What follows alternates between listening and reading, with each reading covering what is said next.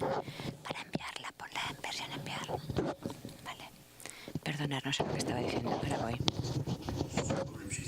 Entonces Rinpoche empezó a mencionar lo que decía Lama Yese, que dice, los beneficios de no haber muerto es que nos volvemos a encontrar. Acordaros que decía eso Lama Yese. Básicamente es una forma de hacernos reflexionar de que de todas las personas que estaban aquí la última vez, pues ya algunas personas ya han muerto. Y que eso podía suceder a cualquiera de nosotros. Para el próximo curso que hagamos aquí, pues alguno de nosotros, incluso durante este curso, alguien se puede morir. La gente muere, de hecho, en los cursos de meditación.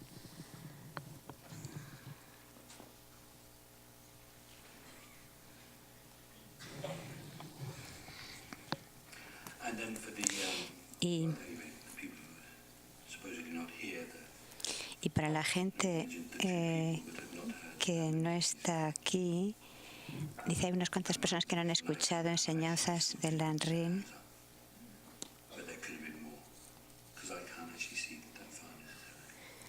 Ahora voy.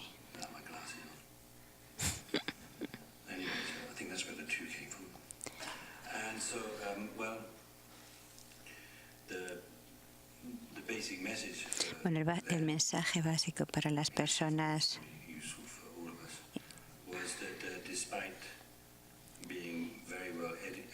es que a pesar de... Luego lo hacemos. El mensaje básico es que a pesar de que hay muchas personas que tienen muy buena preparación, mucha educación en el mundo, pero siguen buscando la felicidad fuera, a pesar de que son personas... A pesar de que la felicidad que obtenemos a través de los medios externos, esa felicidad no aumenta. Es decir, que en realidad, aunque tengas mucho dinero, eso no garantiza que vayas a ser más feliz. De hecho, incluso a veces, ni garantiza ni siquiera que vayas a tener felicidad y mucho menos que esa vaya en aumento. Y además, el otro punto que decía Rinpoche es que tampoco da satisfacción. Y creo que todos somos muy conscientes de que tú obtienes algo y quieres dos cosas, quieres cuatro, y así es algo que si obtienes 1 millón quieres 1 billón, en fin, es algo que nunca para y en realidad eso no trae satisfacción. Como... Es decir, como...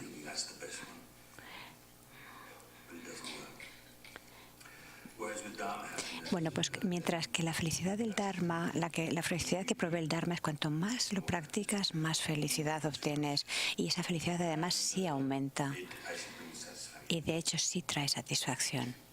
Es decir, comparaba esas dos felicidades. Entonces, el sufrimiento de tener o de no tener. La mayoría de la gente estamos siempre ocupados en obtener la felicidad a través de las cosas externas. Y cuando tienes, si no tienes, tienes el sufrimiento de la carencia, pero cuando tienes el sufrimiento de poseerlo. Y de querer de que no se pierda y querer que se incremente. Eso fue lo que se habló por la mañana, Rinpoche. Entonces, también esto es para recordar, esta clase es un poco de un repaso, para repasar las cosas que Rinpoche ha dicho. Quizás hay algunas cosas para clarificar, pero básicamente es para refrescar en nuestra mente lo que dijo Rinpoche.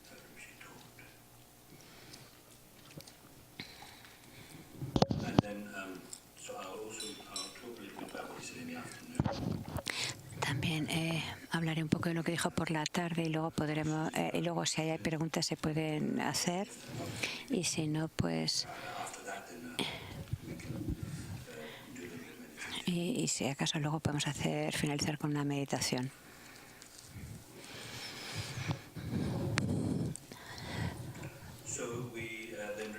Entonces Rinpoche empezó la clase de la tarde del lunes.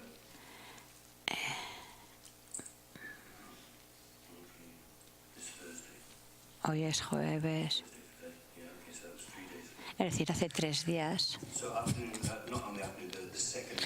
El segundo, bueno, en una sesión, porque no queda claro en qué sesión fue. Pero vamos, Rinpoche en una sesión dijo, en una sesión de la tarde, el tema con el que estamos del curso son los estadios del camino gradual que conduce a la budeidad. Sangye, budeidad o el término en tibetano que es Sangye. A menudo dicen Sangye indica la purificación completa y la completa maduración. O sea, por un lado, todas las faltas se purifican y todas las cualidades se desarrollan. A menudo Rinpoche usa esa expresión de completamente eliminadas todas las... ese estado en el que se han eliminado completamente todas las faltas y que se logra todas las realizaciones. Ese es un término que eso lo oímos mucho en tibetano, esa expresión.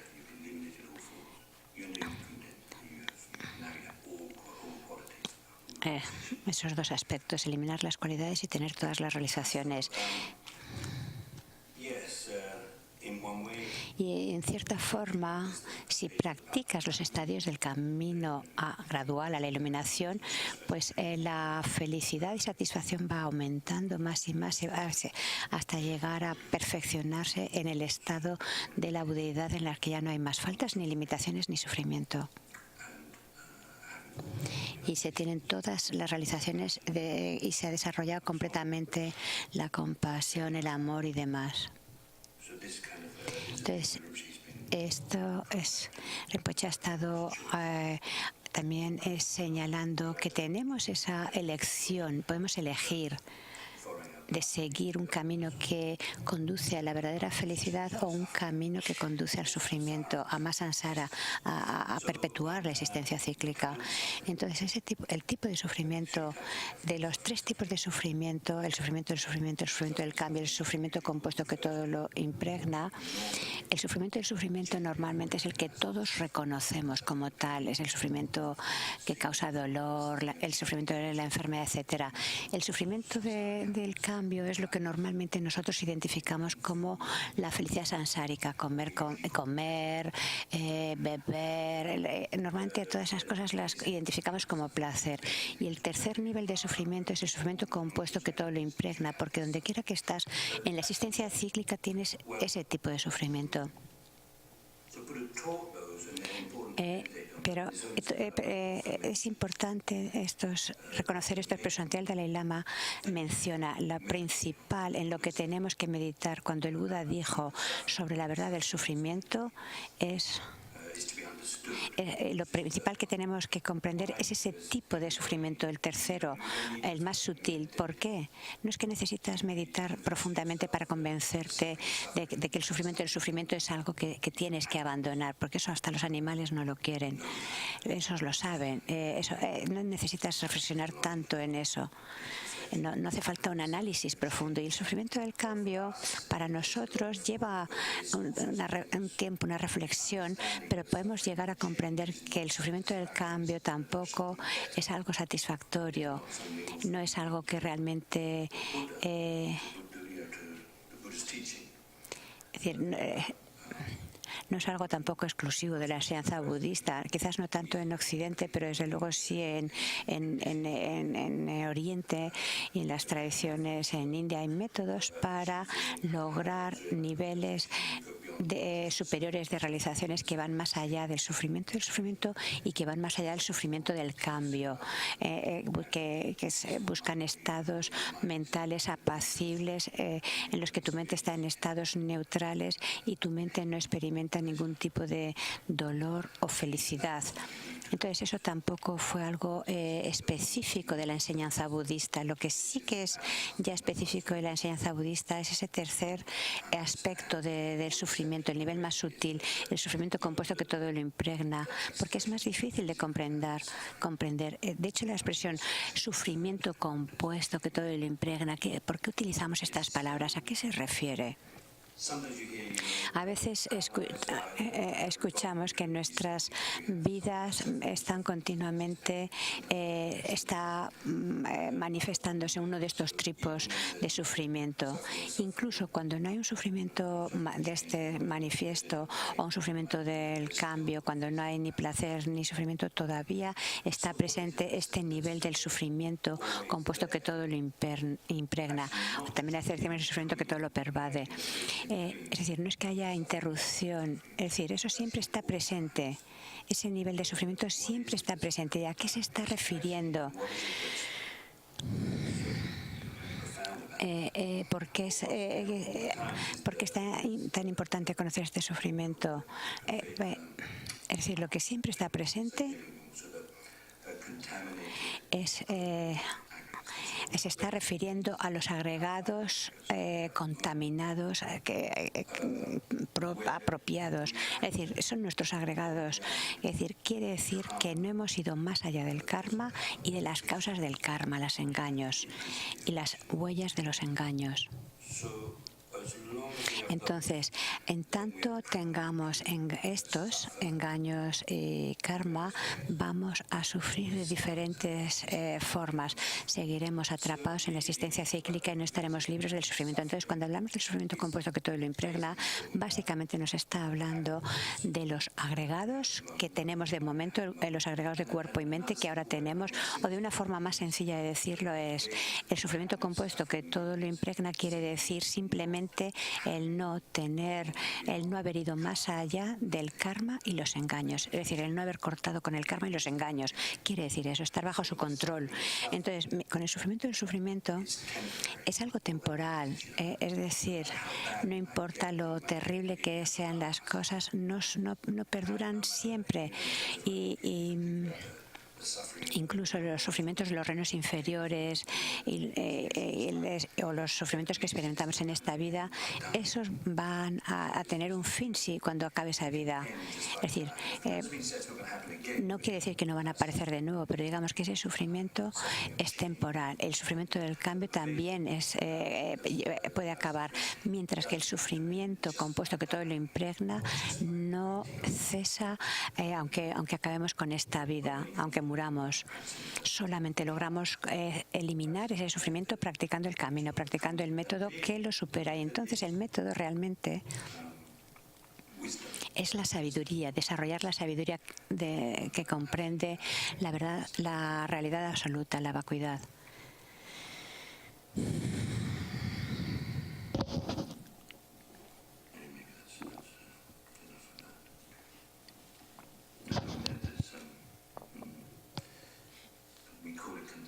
Le llamamos los agregados contaminados, dice apropiados, o sea, pero básicamente cuando hablamos de los agregados contaminados se está refiriendo al cuerpo y mente. Decimos contaminado porque están asociados con las aflicciones mentales, los engaños, los klesas, el hecho de que todavía las tengamos junto con sus huellas. Pero cuando decimos apropiado, Rinpoche no hablo de esto, pero realmente es un poco raro escuchar la palabra apropiado, porque apropiado parece como que es algo que te apropias de eso. Es decir, como que de vida en vida te apropias de unos agregados. Pero Pabonka de Chenimpo, en la explicación que da de esto, en la versión en la palma de la mano, él no habla de tomar nuevos agregados, apropiarse de nuevos agregados. Es más, la conexión la hace más con los engaños. Y lo que dice es que estos agregados se les llama apropiados, pero en tibetano el término también sale en los 12 vínculos y tiene que ver con el aferramiento. Entonces, básicamente tiene que ver con las aflicciones mentales. Es decir, estos agregados se les llamamos agregados apropiados, aunque realmente para mí no tiene todavía mucho sentido, pero básicamente diríamos como que es aferrarse a los agregados, aunque sé que algunas personas no estaríais de acuerdo con esto. Sé que hay una cierta discusión incluso entre varios maestros en la FPMT, pero yo no estoy de acuerdo tampoco con eso. Pero bueno, en Liberación en la palma de la mano, Pagonka Rinpoche habla de los agregados apropiados o los agregados, aferrarse a los agregados porque son un producto del aferramiento, en el sentido de que estos agregados son un producto de las aflicciones, los engaños. Surgen los engaños, ese engaño nos impulsa al karma y debido al karma nos encontramos con estos agregados, con este cuerpo y mente, con esta vida. Entonces el producto de los engaños, en ese sentido, es decir, decimos que son agregados afligidos o contaminados por eso. Se les llama agregados contaminados o afligidos porque vienen junto con esos engaños y además producen nuevos engaños. Entonces se da el ejemplo de cómo dice como un nombre de una hierba que no sé en español cómo se diría, pero digamos que se le llama como la hierba del fuego porque si se quema da fuego. No lo he entendido bien. Entonces, bueno, pues estos agregados, a ver.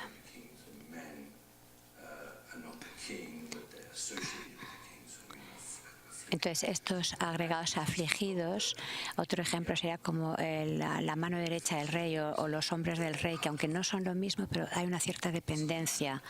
Pues igual, estos agregados dependen de los engaños. Se les llama agregados afligidos o agregados apropiados porque producen engaños. Así como un árbol medicinal se le llama como tal porque produce medicinas. Produce hierbas medicinales. Entonces, como tenemos podemos elegir, todo depende de nuestra mente. Si elegimos, entonces podemos elegir seguir con el sufrimiento o podemos elegir acabar con el sufrimiento. Y de esta forma podemos elegir Samsara Nirvana, y de esta forma Samsara Nirvana viene de la mente y tenemos el potencial de elegir. Todo está creado por la mente. Entonces Rinpoche no dudó en hablar a menudo de los sufrimientos en los reinos inferiores, que también están creados por la mente.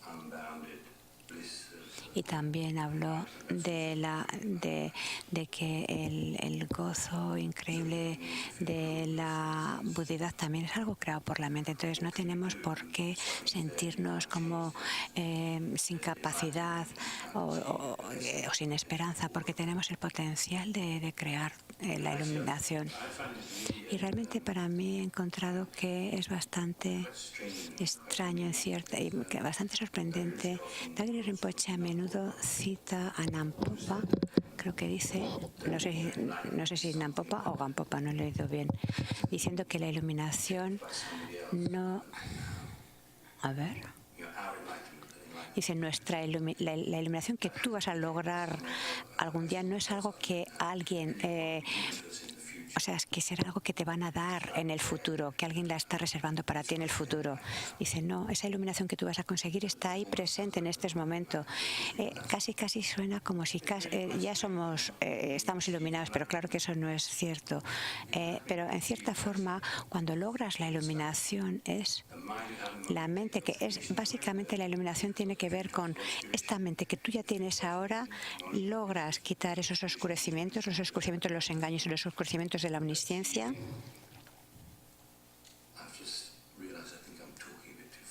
Yes.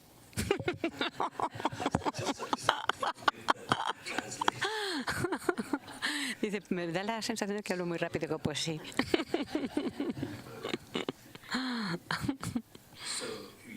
Bueno, tú tienes, por un lado, los oscurecimientos de los engaños.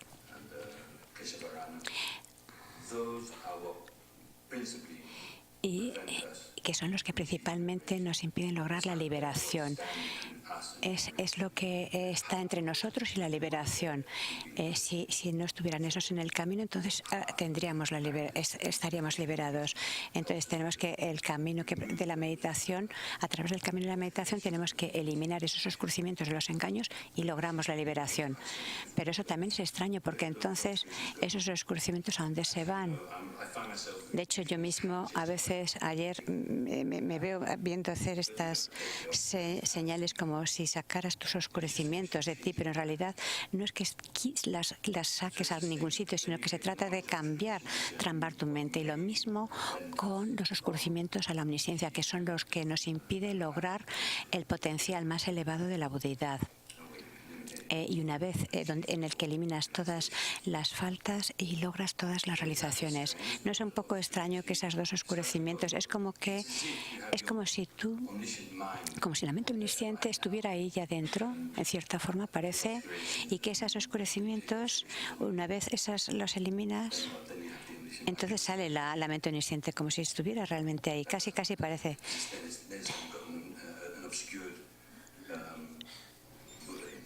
Pero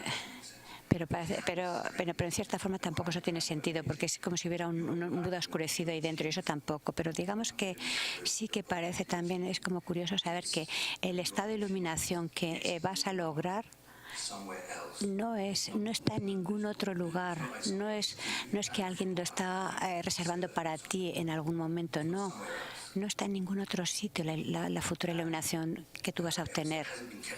No está reservada por nadie, no está guardada por nadie para ti en el futuro. Entonces, ¿qué pasa? Está ahí entonces ya, ¿no? Bueno, es algo como sorprendente. Entonces, las 84.000 enseñanzas de Buda, que son antídotos a los 84.000 engaños, así como todas las prácticas de los 3 aspectos principales del camino, de los estadios del camino gradual a la iluminación. Todo es para ayudarnos a comprender nuestra mente, para comprender quiénes somos. Todo va en esa dirección para lograr ese tipo, desarrollar ese potencial.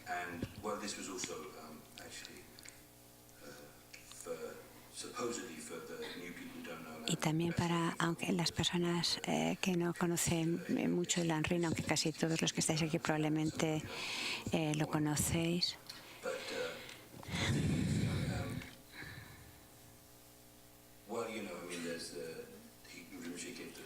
Rinpoche nos dijo la historia de Lobon Tenpa, un estudiante el estudiante Vasubandhu, que en la vida anterior era un pájaro, una paloma, y que por el hecho de oír la recitación de los textos que recitaba Vasubandhu en su vida siguiente, fue un experto en el Abhidharma. Y eso es porque tenía las huellas en su mente. Pero bueno, incluso a niveles comunes, tú escuchas una vez una enseñanza, al principio no entiendes nada, pero vuelves a escucharlo y otra vez, y entonces vas familiarizándote y las entiendes mejor simplemente porque lo has escuchado antes. Es decir, te has familiarizado y vuelves a oírlo, y como hay unas ciertas huellas o familiaridad ha comenzado, entonces esa familiaridad con esas enseñanzas se vuelve la base para que tengas una mayor comprensión de esas enseñanzas.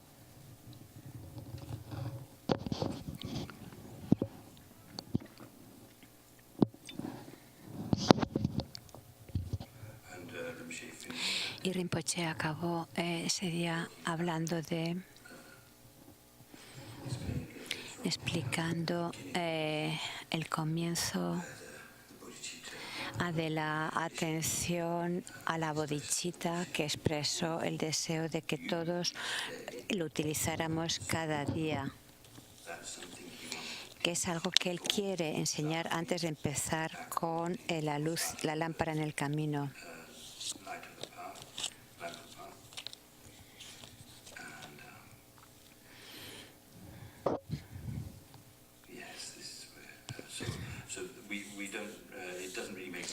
No parece que no vamos a trabajar con el texto de momento hasta que Rinpoche no haya entrado en el tema que pueda ser la base para nuestra práctica diaria, pero sí empezó a hablar sobre el comienzo de esto.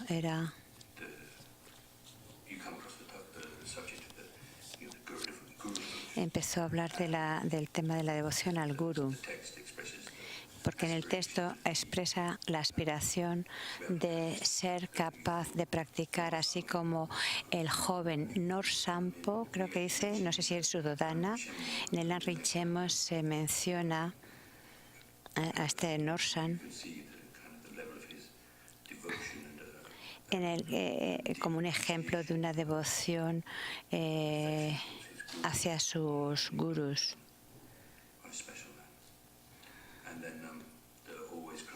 Y también del Bodhisattva que siempre estaba llorando, sí que mencionó a estos, aunque también presentó a otros como Milarepa. Hay otro yogi que tenían esas realizaciones que por el mero hecho de servir al guru, entonces incluso bajando las escaleras, entonces llevándola a recordar que llevaba como la basura que había limpiado la habitación, entonces obtuvo esas realizaciones. Entonces no sé si hay algunas preguntas de todo esto.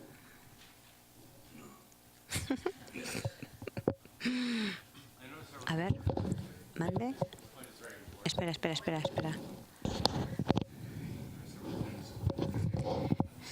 Rinpoche a menudo dijo, esto en particular es muy importante.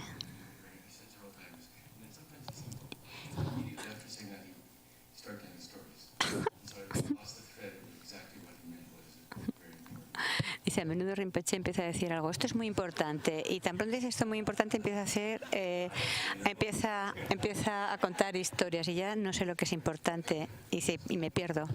Creo que el primer día tenía un texto. ¿Me puedes dar una idea, por favor, de qué estaba hablando?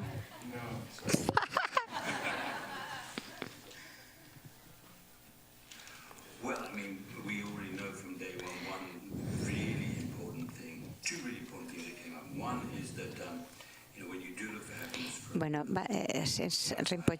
Rinpoche decía que cuando buscamos la felicidad fuera,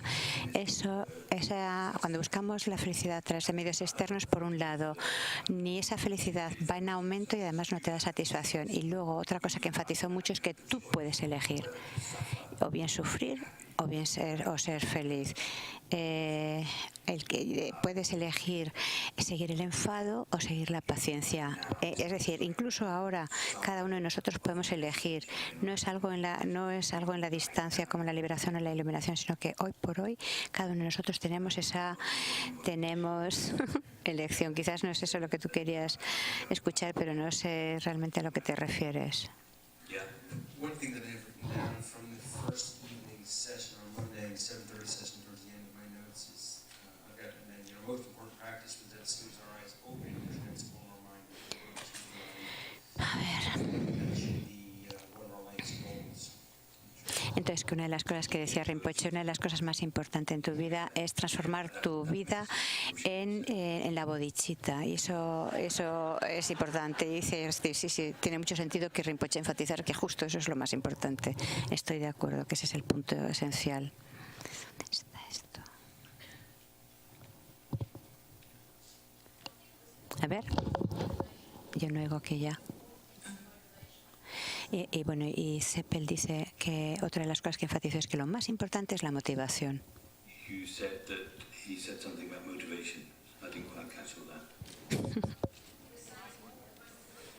Wait.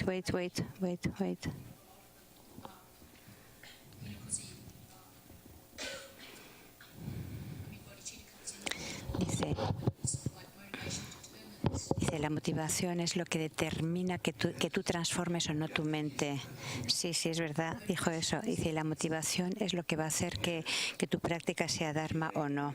Sí, es verdad, sí dijo eso. Y creo que es algo crucial, es algo esencial. Gracias. A ver, un Steve, ¿quién habla? ¿Quién es? Alison. ¿Puedes hablar más de la unificación del Dharma en la política? Sí, lo de ayer, que por cierto ya me lo explicaron. Dice, es que estoy todavía con las enseñanzas del lunes. Pero bueno, creo que la idea de lo que se hablaba ayer de unificación de política y Dharma, creo que decía, básicamente es que cuando estás involucrado, por ejemplo, en la política, con un buen corazón, entonces ahí estaríamos hablando de unificación de política y Dharma, sí, política y Dharma. Cuando hablas de unificación de política y Dharma, es otra forma de decir de cómo hacer que esa acción de tu trabajo en implicación en la política sea una acción de Dharma. Es decir, estar involucrado en esa actividad política, pero con una motivación, una motivación de Dharma, de buen corazón, no cuando estás involucrado en esa actividad para el beneficio personal.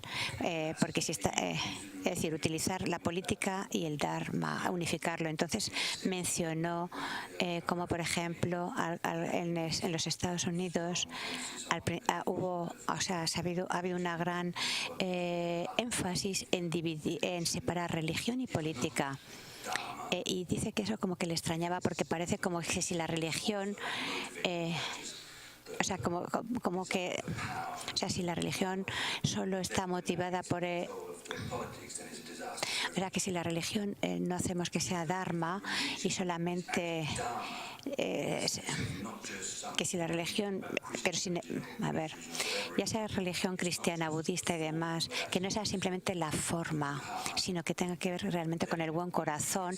Entonces, cuando esa religión se involucra en la política, entonces el resultado es bueno.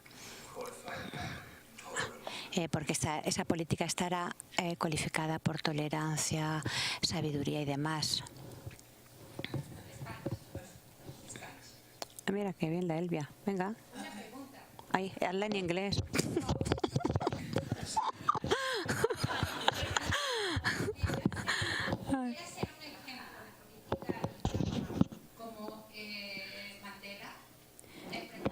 Vale. For example, Nelson Mandela will be an example of unification of politics and Dharma. She asked. Pues sí, probablemente.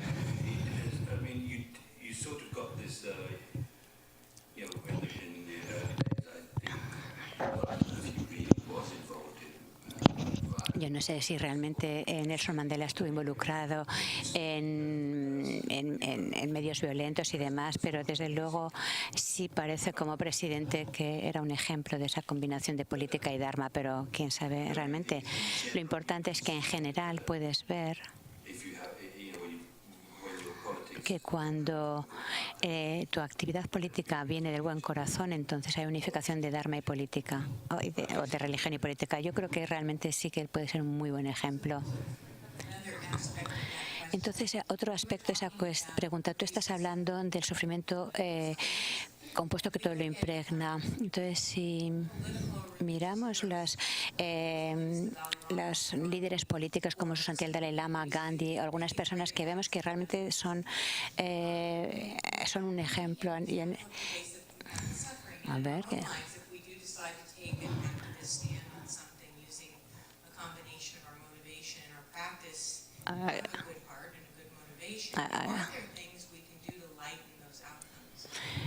Yo no he entendido. Relaciona eso con el sufrimiento compuesto que todo lo impregna, pero no logro entender lo que quería preguntar. Pero él habla, dice, cuando hablamos del sufrimiento compuesto que todo lo impregna, estamos hablando de los 5 agregados que no están libres del karma y los engaños. Es decir, agregados que no están iluminados, no están liberados. No sé qué tiene que ver eso con la actividad política, que yo tampoco lo he entendido, lo que decía. Dice, ese tipo de sufrimiento está ahí, llamamos que impregna todo, está siempre ahí, en lo que no se haya logrado la liberación y la iluminación, ese tipo de sufrimiento está. A ver, ahora, ¿mandé? ¿Qué?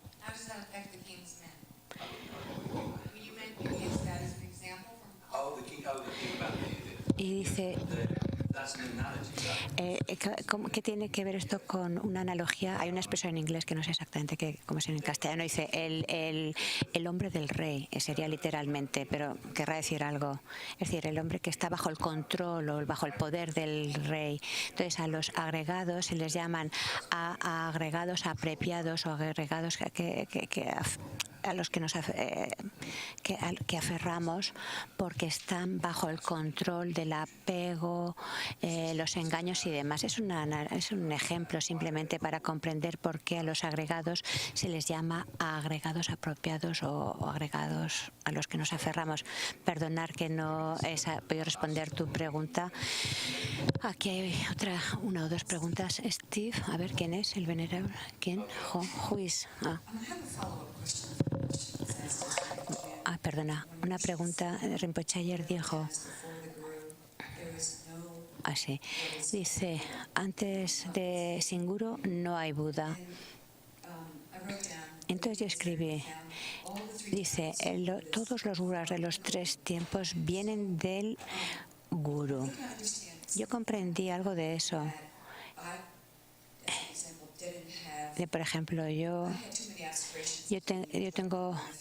tenía muchos esclarecimientos para ser beneficiada por Buda Sakyamuni. Entonces, el guru que yo necesito un ser sagrado con el que yo pueda comunicar para eliminar esos oscurecimientos. Y eso es lo que hace el guru. Entonces, esa parte yo la he comprendido, pero lo que no comprendo es cómo eso se relaciona con que todos los budas de los 3 tiempos vienen del guru. ¿Quiere decir eso que mi experiencia de los budas de los 3 tiempos es solo porque el guru me los muestra? Pensé que lo que dijo es que el guru es más bondadoso que los budas.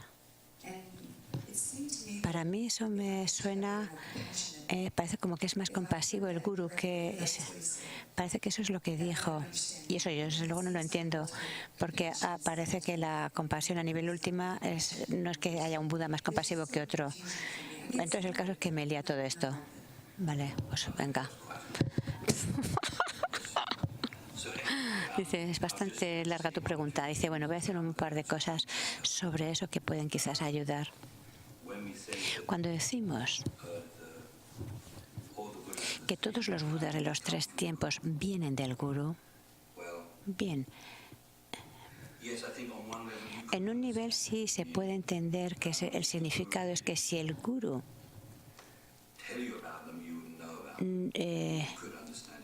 o sea, que si el guru no te habla de ellos, tú no los vas a conocer, creo que dice.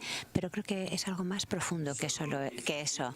Porque si tú piensas de esto en términos de algo que Rinpoche brevemente mencionó, dice que hay una diferencia entre el guru absoluto y el guru convencional. Dice que no hay dice cuando estaba hablando de Vajrasattva, Vajradhara, dice son diferentes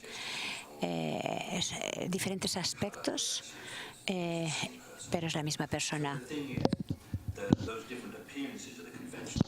Pero está hablando de las diferentes apariencias del guru convencional que nosotros podemos ver. El guru último se refiere, el guru absoluto, podemos referirnos al Dharmakaya o la mente omnisciente del Buda, es decir, la mente de Buda.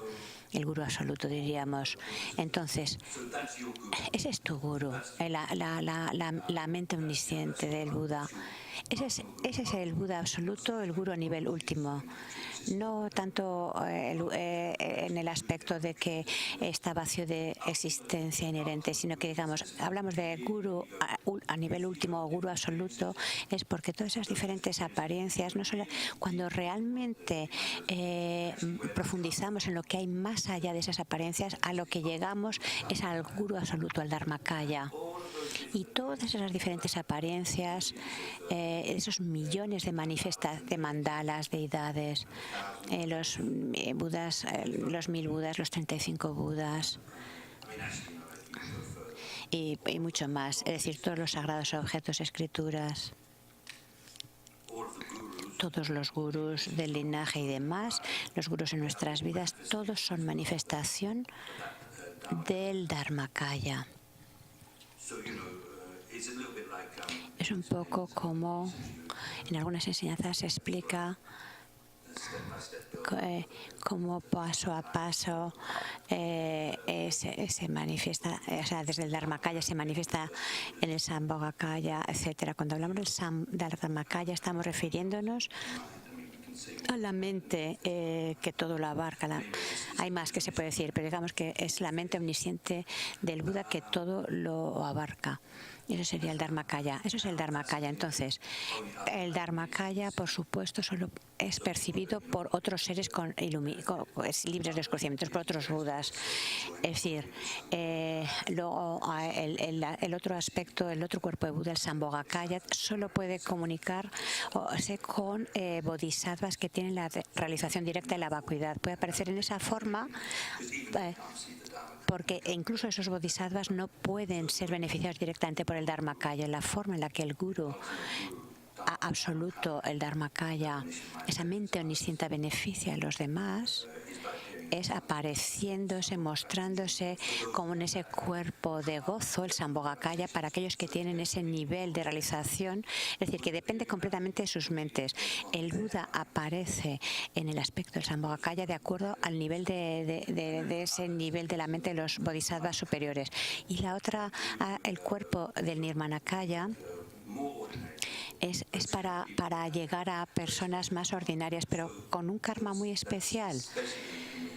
Especialmente el cuerpo, el Nirmanakaya supremo de emanación en nuestras vidas se está refiriendo al Buda Sakyamuni, que llegó a este mundo y logró la iluminación, giró la rueda del Dharma y demás, y todo lo que sabemos de su vida.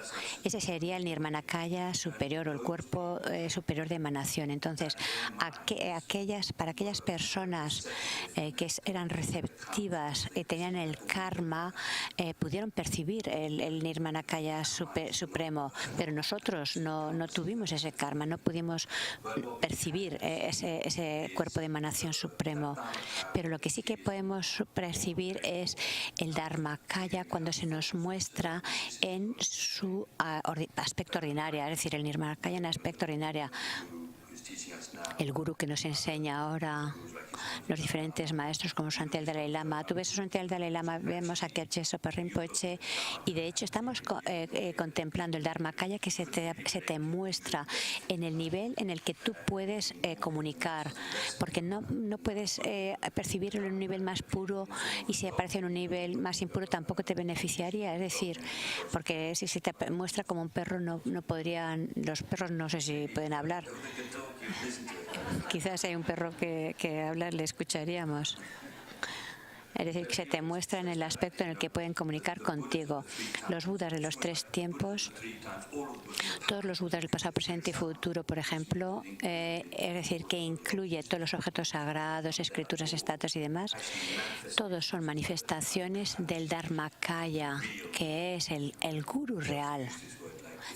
También se habla definitivo e interpretativo, es decir, el gurú definitivo, el gurú absoluto, último, y todo lo demás son manifestaciones de ese gurú absoluto. Quizás esto es algo interesante a reflexionar durante unos minutos. Entonces vamos a dejar un periodo ahora para la meditación.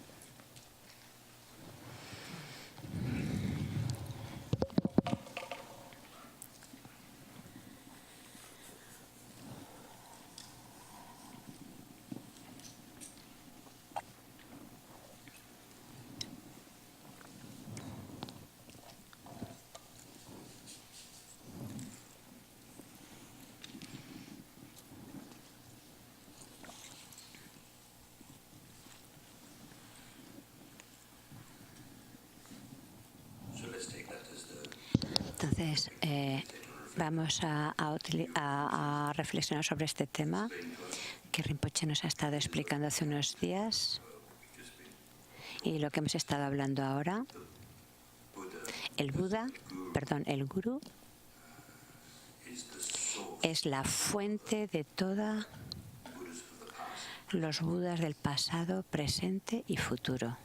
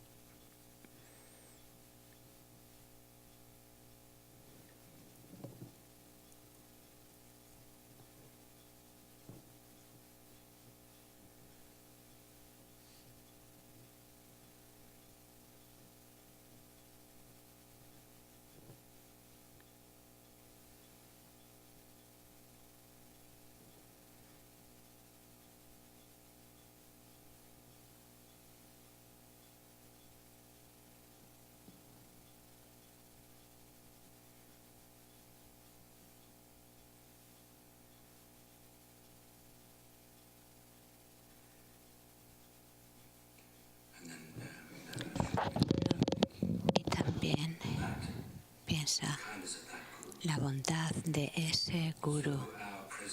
Nuestra vida presente puede describirse en términos de esos tres tipos de sufrimiento: el sufrimiento del cambio y el sufrimiento compuesto que todo lo impregna.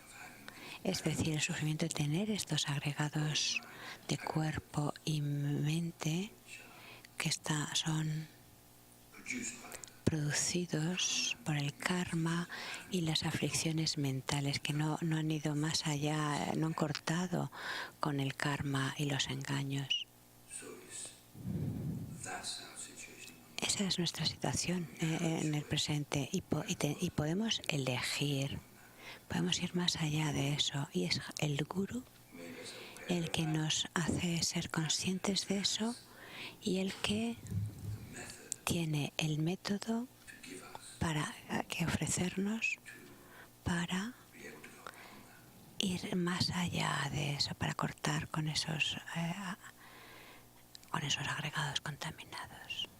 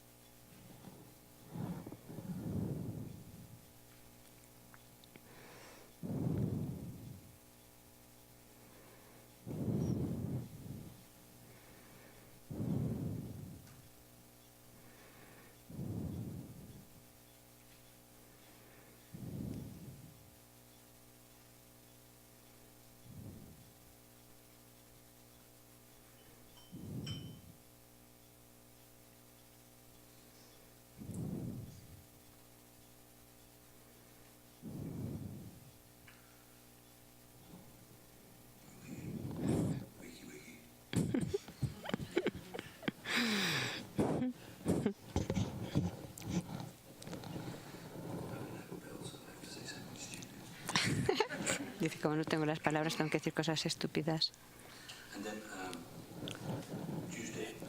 El martes Rinpoche empezó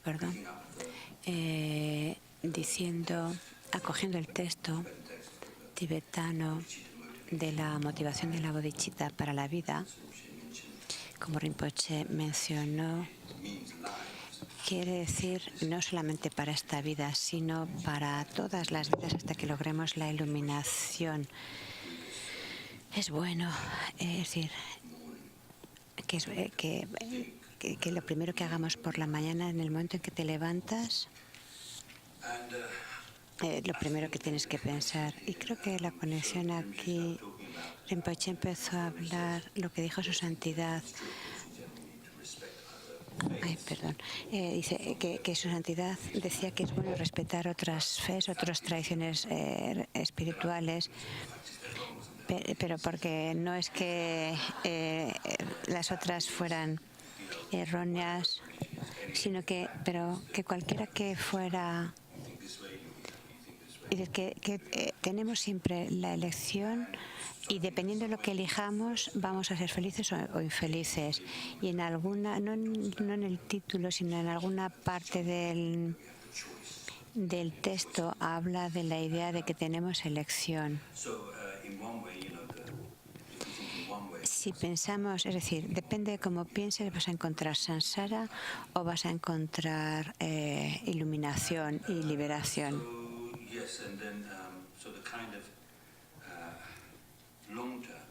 Entonces, a largo plazo, sí, no para ahora. Si nuestra mente trabaja en una determinada forma, entonces nuestra mente nos va a traer el sufrimiento en los reinos inferiores. Y hay unas cuantas cosas que quiero mencionar de ahí. Hablaba de los 8 niveles de los infiernos. El más profundo es el sufrimiento, el infierno ininterrumpido, sin tregua, creo que le llamamos en castellano, y en ese infierno que se llama infierno sin tregua no puedes ni siquiera distinguir que hay un cuerpo, solo lo distingues que hay un ser por los gritos. Es interesante, cuando escuchamos estas cosas no queremos ni oír las palabras, no quieres decir ni siquiera esas palabras, no queremos decir ni siquiera la palabra infierno, mucho menos tampoco oírlo y mucho menos pensarlo. Creo que eso es interesante también, quizás el reflexionar sobre esto, ¿no? Nuestras resistencias a querer oír, pronunciar o reflexionar sobre los infiernos.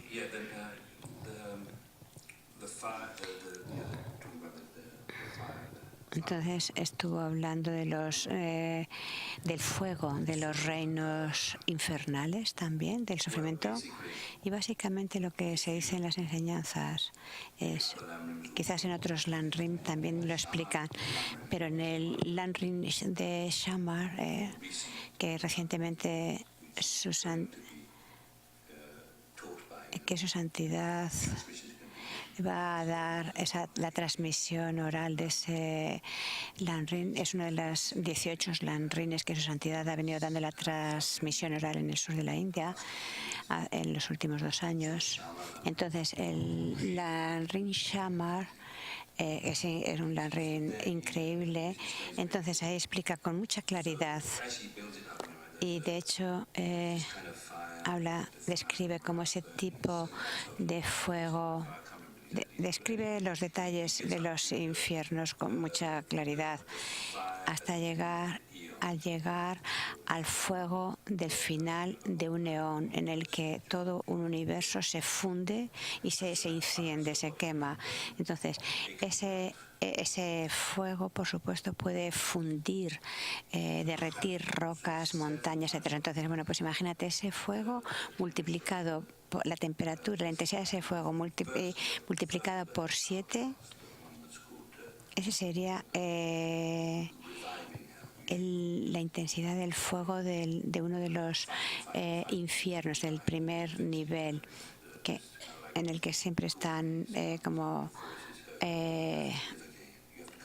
en el que siempre están peleando los que están ahí, pero mueren y oyes una voz y entonces tienes que naces de nuevo y vuelves a pelearte con los demás, a luchar con los otros. Y así se va describiendo los 7 tipos de los diferentes infiernos. Entonces, el fuego de ese infierno es 7 veces más caliente la intensidad de la temperatura de ese fuego que el fuego, la destrucción de un universo, que del final de un eón. Y entonces dice, ese fuego en comparación con el fuego de esos infiernos es como si fuera aire acondicionado, como si fuera un copo de nieve. Eso es increíble realmente. El análisis de Rinpoche nos presenta la visión, hace la presentación clásica de los infiernos. En su santidad dijo, hay ciertas cosas en el Abhidharma que obviamente no son reales y entonces no las tienes que creer, no las tienes que seguir, eso no las tienes que aceptar. Su santidad lo ha dicho muy claro, eso especialmente el aspecto que dice de que el mundo es plano, pero hay otras cosas que sí, que van junto con eso. Porque si tú estudias literalmente dónde estarían los reinos de los infiernos, en las enseñanzas te dicen tantas millas por debajo de la superficie de la Tierra, debajo de Bodh Gaya. Entonces, si sigues las explicaciones exactas que te muestran los textos, no lo puedes aceptar, porque estarías como en la luna, dice, si calculas esa distancia. Bueno, entonces también estuvo hablando de ese otro infierno, el infierno de la lava. Entonces, bueno, todo es interesante porque hablamos de que parece que en samsara, siempre hablamos de que en samsara no tienes elección, que todo depende del karma. Pero Rinpoche nos está diciendo, ¿puedes elegir? Es decir, el hecho de que no tengamos elección, ¿a qué se refiere? Quiere decir que una vez, cuando esta vida finaliza, ya no tienes elección. Ya no es que puedas elegir, decir, bueno, ok, no quiero ir a ese infierno, no voy a ir allí, mejor me voy, quiero ir quizás a una tierra pura, ¿por qué no? Es decir, que puedas elegir a última hora. No, a última hora tú ya no tienes esa elección. Pero cuando sí tienes elección, es dependiendo de qué tipo de causas puedes crear para qué tipo de futuro, y puedes purificar las causas de los sufrimientos de esos reinos. Es decir, puedes elegir entre crear causas para seguir sufriendo o para liberarte del sufrimiento de los reinos infernales y demás. Entonces, cuando hablamos de los sufrimientos de los infiernos calientes, fríos, y los sufrimientos del reino de los pretas y el sufrimiento de los animales, su santidad a veces dice, incluso aunque no puedas relacionarte con esos otros reinos que no puedes ver, pero simplemente piensa el sufrimiento humano. De hecho, porque el sufrimiento humano tú sí lo puedes ver, también puedes ver el sufrimiento de los animales, porque no podemos decir que no hay un reino animal. Claro que ves que hay un reino animal y ves ese sufrimiento que se experimenta allí, que experimentan esos seres, que es increíble, especialmente el sufrimiento de estar bajo el control de los seres humanos, es increíble. Entonces, pero sí puedes ver el sufrimiento de los humanos, como el nacimiento, enfermedad, vejez, muerte, no conseguir las cosas que quieres, encontrarte con lo que no deseas, tener que experimentar sufrimientos que no deseas uno tras otro. Ese tipo de sufrimientos, o los sufrimientos también de los reinos superiores, como de los dioses o de los dioses y semidioses que están en lucha continua. Dependiendo.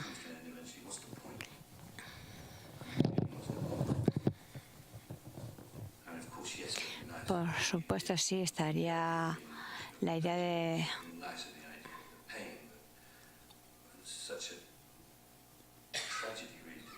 realmente es utilizar este renacimiento humano, esta oportunidad, utilizarla para obtener un renacimiento superior, por ejemplo, como Dios, aunque sí hay más placer, no tiene mucho sentido porque finalmente eso acaba. Entonces, finalmente, su santidad dice, nadie quiere sufrir y todos quieren ser felices, pero siempre estamos experimentando sufrimiento. ¿Por qué estamos experimentando sufrimiento? Porque hemos creado las causas del sufrimiento y eso es causado por nosotros, lo hemos creado nosotros por nuestra ignorancia. Creamos las causas del sufrimiento, pero no queremos el sufrimiento y eso es porque no sabemos, y eso es decir, en definitiva es la ignorancia. Es decir, en definitiva todo se resume en la ignorancia de no conocer la diferencia entre lo que es virtud y no virtud, lo que es una acción es hábil y lo que no es una acción hábil, lo que es dharma y lo que no es dharma, y a un nivel más profundo en no saber que todo es meramente nominado por la mente. Y cuando las cosas nos aparecen como no meramente nominadas por la mente, creemos en ellas, creemos que son reales, que existen por su propio lado, no meramente nominadas por la mente. Y entonces esa es la base para el resto de las aflicciones mentales. Y Rinpoche mencionó en esta, especialmente ahora y en muchas ocasiones, ha sugerido algo muy interesante, algo muy simple realmente, muy interesante. Dice, incluso aquí has realizado vacuidad, lo que puedes hacer es reservar ese espacio en tu meditación, ¿verdad? A ver, en el que tú estás pensando que tú y todo lo demás es meramente nominado por la mente y no existe tal como se aparece, y que intentes mantener esa atención fuera también del estado de meditación, porque en tanto seas consciente de que todo es meramente nominado por la mente, las aflicciones mentales de apego o enfado no van a poder aparecer, y cuando surgen, cuando surgen es porque se te ha olvidado que todo es meramente nominado por la mente. Es un experimento muy interesante que podemos hacer todos nosotros. Y todo es porque todo viene de la mente. La mente en sí no tiene comienzo, no tiene fin. Su naturaleza es sin forma, sin color. Rinpoche mencionó varias formas en las que podemos meditar en la naturaleza de la mente. Específicamente dijo, no es que solamente haya dos formas, sino que mencionó pues dos formas. Una es meditar en que la mente no tiene forma ni color. Y yo le pregunté, digo, parece como una meditación analítica. Y dice, sí, empieza siendo una meditación analítica, tienes que pensar un poco para darte cuenta de que efectivamente tener una idea clara de cuál es el objeto de meditación, de que estamos meditando en la mente que tiene esas características de no tener forma o atributos físicos o color. Y cuando tienes una idea, aunque no sea muy clara, tienes una cierta idea de eso, entonces emplazas tu mente en ser consciente de eso, de que no tiene sus atributos físicos. Y la otra forma de meditar en la mente es simplemente contemplar los pensamientos. Y no se trata de parar los conceptos, los pensamientos. Muy a menudo cuando meditamos, si surge la distracción, tienes que frenar las distracciones. Pero aquí no se trata de eso. Todo está permitido que surja. Simplemente observas. No te involucras en ello. Aunque tu mente esté distraída en cosas externas, en sonidos, movimientos y demás, puedes simplemente contemplarlo. No tienes que involucrarte en pensar sobre ello, simplemente lo contemplas. Y según surgen, como surgen y se van. Y permites que cualquier pensamiento que surja, pues lo permites. Es como si estuvieras viendo la televisión sin involucrarte en las historias que aparecen en la televisión.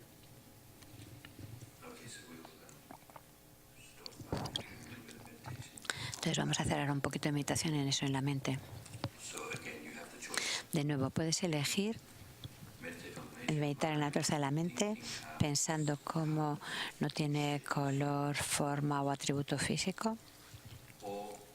o puedes contemplar la naturaleza de la mente simplemente contemplando la mente, contemplando esa actividad mental, los pensamientos.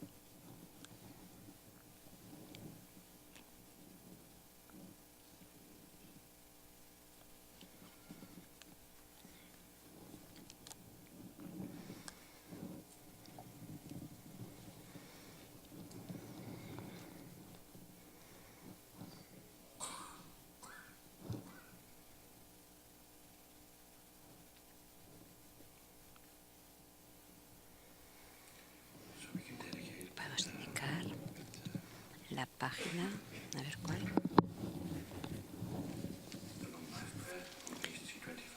Y la oración de la larga vida de la página 325, deja siempre una nota ahí. La 325 y 328 son las oraciones de larga vida. Y la dedicación, a ver, cuál quiere que hagamos. La 325 es la de larga vida larga. Vijaya, un sasti, diosa que todo lo conquistas, tu rostro, página 325. Tu rostro como la luna cambia con nuestros mutables destinos, el más tenue y refrescante rayo del mantra con tu nombre 325. Alivia el dolor abrasador final de nuestra vida. Adepta hacedora de lluvia, que haces nacer la lluvia de la vida. Aquí ahora concédenos el mayor de los danos. Diosa victoriosa, concede divinidad infinita. Escucha nuestra oración, Lama, quien veneramos, tú que llevas el nombre de aquel que incomparablemente sostiene la esencia viva de la doctrina pura y paradigmática de los vencedores, de aquel ornamento único de la tierra, de aquel que guía la sublime liberación en la esfera de la paz. Precioso tesoro de razonamiento preciso y sutil. Dorada luz láser de sabiduría brillante e infalible, que aclara sin confusión las dos verdades entre la multiplicidad de cosas. Lama permanece inmutable entre nosotros, un radiante sol de Dharma, diestro en rociar las aguas de la sanación, en satisfacer necesidades, en beneficiar a todos, sonrisa alegre que revela perlas de habilidad, humildad y constancia, profundo océano de leche de luna líquida de la moralidad. Lama permanece inmutablemente entre nosotros, supremo merecedor de veneración. La luna de tu mente mahayana envuelta en el alcánfor que calma la fiebre de la inmaculada insuperable resolución se arremolina brillante en los límites del espacio. Océanos ilimitados de felicidad de ahora y del gozo de siempre. El Lama permanece inmutable entre nosotros, una luna que guía nuestro camino. Tus enseñanzas son vastos ríos de néctares celestiales que se extienden. Tu dialéctica una cortante arma de barra invencible. Tus escritos lotos de 1000 pétalos que despliegan su gloria. Lama permanece inmutable entre nosotros, un guardián en el más alto conocimiento. Por el poder de los océanos de maestros espirituales, deidades y protectores de la doctrina, por la fuerza de la profundo surgir dependiente y la invariable vacuidad de todo lo que aparece, que se cumplen espontáneamente las esperanzas de nuestras oraciones con facilidad y sin esfuerzo.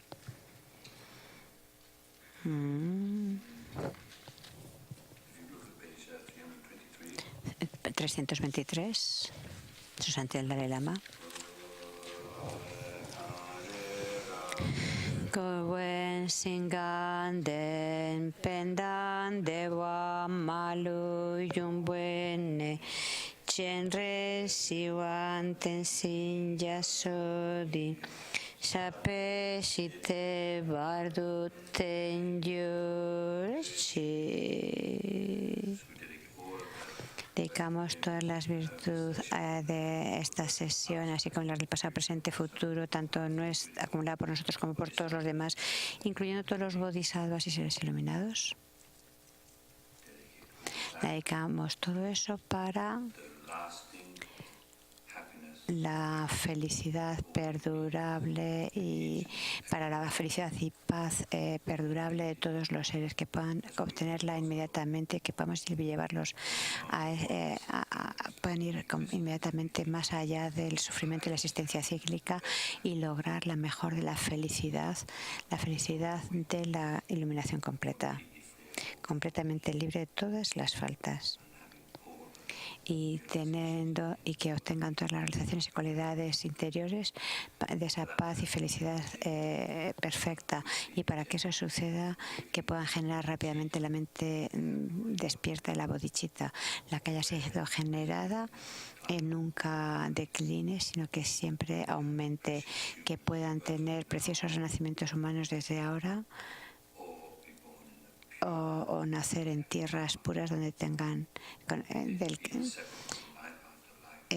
y que puedan ser inseparables de vida en vida, de maestros Mahayana perfectamente cualificados, maestros compasivos como Santidad el Dalai Lama, Kyaltse Sopa Rinpoche y demás. Que puedan todos esos guías tener vidas muy largas y saludables, y que puedan todos sus deseos realizarse perfectamente.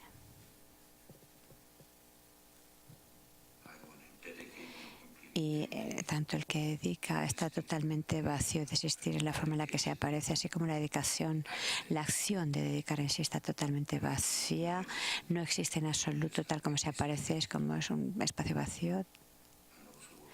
Y aquello, tanto lo que dedicamos como el propósito de la dedicación para los seres están también vacíos.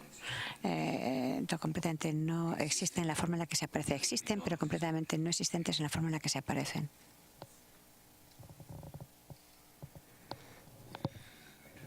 Entonces, vamos a hacer en la página 179 el ofrecimiento de la bendición de los alimentos. 179. Pues no, en la 181. Dice, en la 139 está la foto de Rinpoche ofreciendo el té. Ahum, om, ahum, om, ahum. Sanje lama chude sin lama gedunte kunji yepo lama te lama nam la chopao.